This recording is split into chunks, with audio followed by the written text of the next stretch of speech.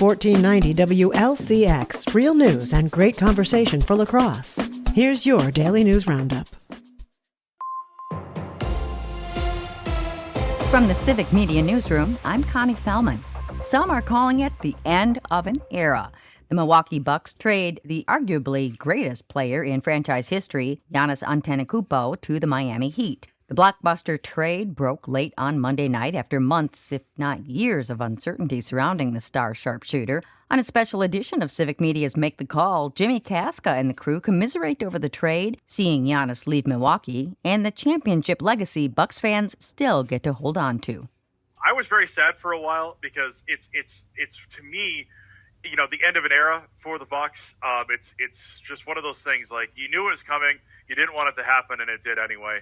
I'm curious about where you guys are at. I felt like this was inevitable, and we have finally arrived to that day. As Jimmy says, Giannis saved basketball here in Wisconsin and delivered the 2021 title, the parade and years of memories that can't be taken away. A man accused of secretly placing a recording device inside a bathroom at the Menominee Medical Office where he worked is now facing charges in Eau Claire County. Medical assistant Meng Vang has been facing 30 felony charges in Dunn County, but now faces additional charges, with prosecutors saying they found images secretly recorded by the defendant at a Reform Medicine office in Eau Claire. Vang is scheduled to appear in court on the new charges today. Finding new leadership for UW-Madison and the state university system will cost hundreds of thousands of dollars and take months to complete. The combined searches for a new chancellor and system president are expected to exceed $461,000. Outside firms are leading the effort, helping identify candidates and manage the hiring process. The president's position became vacant after a high-profile firing of Jay Rothman earlier this year. Regents say they hope to fill that role first, with a decision expected later this fall. Eau Claire County has officially filed a lawsuit against a number of chemical manufacturers over PFAS contamination. Civic Media's James Kelly has the story.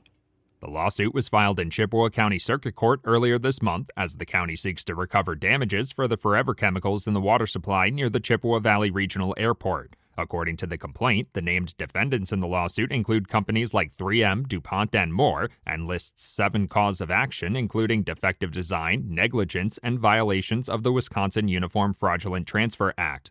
For Civic Media News, I'm James Kelly. Environmental regulators say nearly 100 public water systems in Wisconsin have PFAS levels above federal drinking water standards enacted last year. That includes water systems in the cities of Eau Claire, Wausau, Madison, and La Crosse.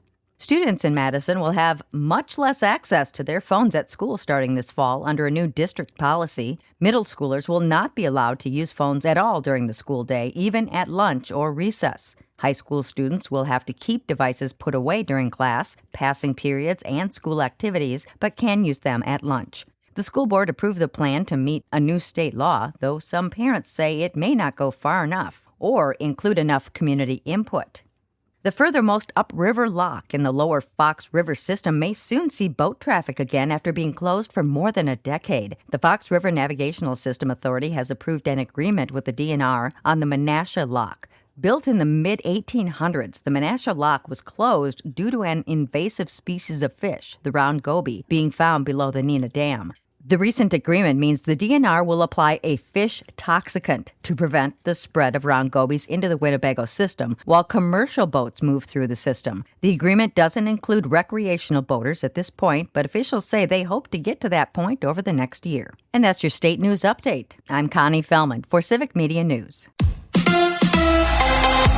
No comment from the Bucks. Hi, I'm Mike Clemens with Sports NBA. Bucks general manager John Horst had no comment about trading Giannis to Miami. Until trades are approved by the league, we're not allowed to comment on anything, and so there won't be any conversations about that. Horst says that won't happen until July 6th. Last night, the Bucks drafted Malik Lewis, a forward in the Australian League, in a 3-way deal for cash with the Wizards and the Heat. Nate Ament, taken in the first round, on joining a Bucks team in transition.